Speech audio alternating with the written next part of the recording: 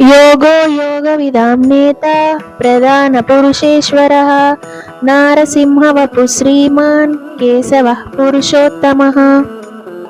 ఒకసారి లోకమంతా అధర్మంతో నిండిపోయింది. రాక్షసులు ప్రజలని బాధ పెడుతున్నారు. అప్పుడు దేవతలు అందరూ శ్రీ మహావిష్ణువు దగ్గరికి వెళ్ళారు. ఆయన యోగ అంటే అందరికీ కనిపించని పరమాత్మ స్వరూపం.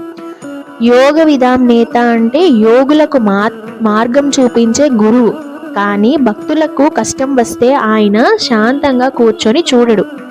హిరణ్యకశిపుడు అనే అసురుడు తన కొడుకు ప్రహ్లాదుడిని బాధ పెడుతుంటే మహావిష్ణువు నారసింహ అవతారం తీసుకొని వచ్చారు. సింహంలాగా ఉగ్రరూపం, కానీ భక్తుడికి ప్రేమతో క్షమించే హృదయం. అందుకే ఆయన శ్రీమాన్ అంటే లక్ష్మీ సమేత కరుణమూర్తి. పురుషోత్తమ అంటే అందరికన్నా ఉత్తమ దైవం. ఈ ఒక్క శ్లోకంలోనే మహావిష్ణువు యొక్క శాంతం, శక్తి, ప్రేమ, రక్షణ అన్నీ ఉంటాయి. ఇప్పుడు మనందరం కలిసి ఓం నమో నారాయణాయ అని ఒక్కసారి జపిద్దాం. ఓం నమో నారాయణాయ.